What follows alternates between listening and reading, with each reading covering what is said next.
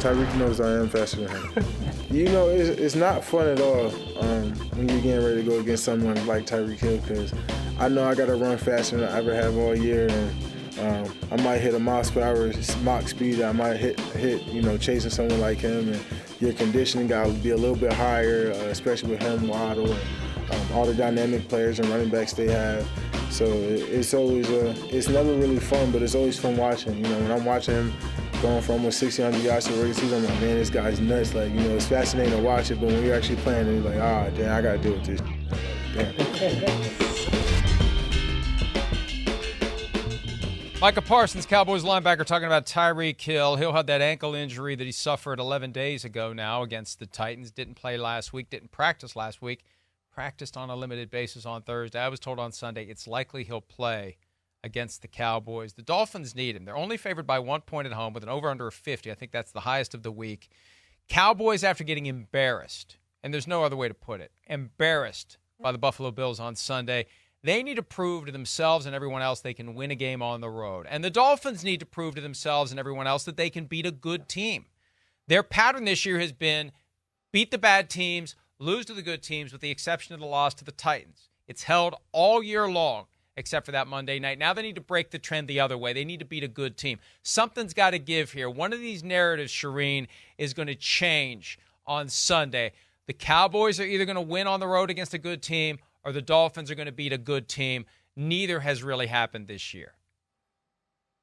No, and, these are two teams I look at as just good enough to, and I know their records, they are what they say they are, I understand all that, but they're two teams that I look at, and I don't say either one's going to the Super Bowl. I just don't look at either one of these teams as a Super Bowl contender. Maybe if the Dolphins had all their parts that they're not going to get back, I would think differently. I just don't know that their defense is good enough to get them there. And then the Cowboys, you're right, they may have to go on the road in the postseason. Really weird game, Mike. In reality, this game means pretty much nothing for the Cowboys. If both it's going to come down to the fifth tiebreaker probably if the Cowboys and Eagles stay tied. 90% of the tiebreakers, if the Eagles and Cowboys both win out, 90% of the tiebreakers, it's strength of victory, I think, favor the Eagles. But if both teams lose once, the Cowboys are going to win the division. But they play the Dolphins, an AFC team, so if they lose, this is the game for them to lose. That's not probably. It's not going to factor into the division if both teams lose once. And they still need probably the Eagles to lose once. So a weird game for the Cowboys. So do you factor in, for instance, Tyron Smith and Zach Martin are banged up? Do you hold both of those guys out? I think if they're ready to play, you play them because you want to protect Dak Prescott more than anything. But I do think you have to consider that when you look at injuries. And I think Tyron Smith probably is, Mike McCarthy said yesterday, questionable to play in this game. So if there's any doubt, I think he's the guy you probably hold out. But they have been a totally different team on the road than at home. Dak Prescott, totally different quarterback. 5 interceptions on the road, 2 interceptions at home, 63% completion percentage on the road, 74% at home, 304 passing yards at home, 216 away average. So just a different quarterback, a different team on the road. So we'll see what they can do in Miami. If they lose this one, I think you have pretty good, solid evidence that they're just not going to go on the road and win a game. Now, I having said all that, I think they can go into Tampa and beat the Buccaneers. They did it last year in the postseason. But I wouldn't be surprised if they go into Tampa and lose, Mike, the way Baker Mayfield's playing right now. Well, and they just need some confidence they can win on the road, or they're never going to have a chance in San Francisco. Maybe Philly, but not in San Francisco. And I don't care where you play that game. The 49ers, clearly the best team in the NFC. Here's Micah Parsons talking about the Cowboys' woes away from AT&T Stadium. I think figuring out is like the mindset. You know, it's a mindset of how you approach it. I think, when you're at home, you're comfortable. You kind of do what you do. But when you're on the road, you're in a new space, you're in a new area, you're in a new air, you're in just a new environment. And the mindset is when the Lions, Roman, does he take over the land or does he die? And last week we died, so we got to take over some land this week, bro. It really is strange that this has developed. They are so good at home. 15 straight wins there. They play so well on that surface. It's going to be grass this week, but it's a fast track in Miami. The Dolphins like to keep it fast. They are a speed-based team. You mentioned the tiebreakers, though, and I think the Cowboys understand. I'd like to think at least at the highest levels they understand what they're up against. The Eagles have the Giants, the Cardinals, and the Giants. They win those 3 games. Cowboys win their final 3.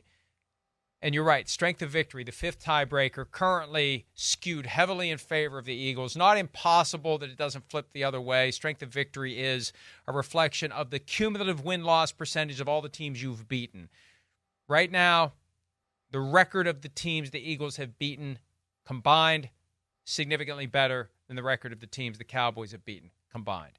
So it's looking like the Cowboys are going to be the 5 seed because of the 3 games the Eagles have left. But you look at how the Eagles have played. Are they susceptible to stepping on a rake in the final 3 weeks? Yes, they need to reestablish themselves. After a Monday night short week, flying back from Seattle, a lot of soul-searching. Nick Sirianni kind of like, a little pissy with the media. Jalen Hurts yesterday still kind of down. They're searching for answers. They need their confidence back. I still don't think the Giants will beat them on Christmas Day in that donut hole game. But still, Cowboys are up against it, and the Dolphins are playing for more. Because the Dolphins won't know whether or not the Ravens have won or lost when the Dolphins play on Sunday. And if we assume that the 49ers win that game, a win over the Cowboys opens the door for the Dolphins to get back into this chase for the number 1 overall seed in the AFC, which would be hugely meaningful for them, Charean. So, yeah, I've picked the Dolphins to win this game, barely. 3 points. They're only favored by 1, as we said earlier. But something's got to give. That's what makes this game fun. Something's got to give. One of these narratives is going to change on Sunday. Well, and it's funny because the last 2 games, your friends are like, well, what do you think? What do you think? What do you think about this week? So 2 weeks ago, before that game against the Eagles, I said, I think they blow away the Eagles. I don't think it's going to be close. I think you're going to know from the start that the Cowboys are the better team. Sure enough, Cowboys take the kickoff, go score a touchdown. It's over, basically. And then I said, but, and this was before the Eagles game, I think they lose the next week. Now, I didn't expect them to lose like they lost to the Bills, but I did expect them to lose. I have no great feel for this game. No great feel at all. I think the Cowboys win it close, but it's not going to surprise me if the Dolphins blow them out either. I don't have a good feel for this one like I did the previous 2 games for the Cowboys. I think Tyreek Hill is going to be the key to this one. If he plays, much more likely the Dolphins pull it off. If he doesn't, it's going to be very difficult, I think, to beat the Cowboys. Here's Mike McDaniel on the narrative/reality that the Dolphins cannot beat the good teams when they face them. As I talked to the team today, I instructed the players to anything other than concern yourself with the next opponent, which for us is the Dallas Cowboys, and any other narrative that has to do with good teams or playoff seeds or the next 3 games, all that stuff. I gave them the clearance to tell all members of the media to, with all due respect, F off. With all due respect. Oh, the great palate cleanser. If you add with all due respect before, during, or after the thing you say, it wipes away any and all potential offense that could be taken. And look, it's not a narrative, Mike. We love you, Mike. We love you, Mike. It's not a narrative. It's a fact. And until they change the facts, the narrative isn't going to change. And they know it. They're aware of it. They've got eyes. They've got ears. They act like they block it all out. I thought it was so funny this week that Tua said he blocks out the noise, but he keeps receipts. You can't do both. You can't do both. If you're blocking out the noise, there's no receipts to keep. So it's selective. It's selective motivation. You act like you want to not give any credence to the things people are saying, but you reserve the right to remember the things they've said so you can stick it up their rear ends when you defy the narrative. But it's not a narrative, and they have a chance to defy it, and I think they will, and they need to, because how are they going to be successful in the playoffs? Last time I checked, only good teams make it to the playoffs. If you can't beat good teams, you're not going to last long in the postseason. I think the NFC South might well, okay. Different there, most of the teams in the playoffs are good. Although the Bucs dare are you playing better, disrespect Baker Mayfield. I'll give them that. He keeps receipts. You better watch it. The Dolphins, Mike, are going to be interesting against that Cowboys defense. Gave up the 266 rushing yards last week. The two teams that the Cowboys play next, the Dolphins and the Lions, run the ball better than the Bills do. So are the Dolphins, who we know have all those weapons, including Tyreek Hill if he plays, and I think he will play, are they going to try to establish a run against the Cowboys? Really good rushing team. And what if they just start running it and running it really well? Do they stick with the run? That's what I was so impressed with last week with the Bills. They stuck with the run. They didn't get away from that. But are the Dolphins going to get away from that, or are they going to stick with the run? Because that's where the Cowboys can be had, with the running game. And the Dolphins can do it if they stick with it. Well, and it takes all the steam out of Micah Parsons.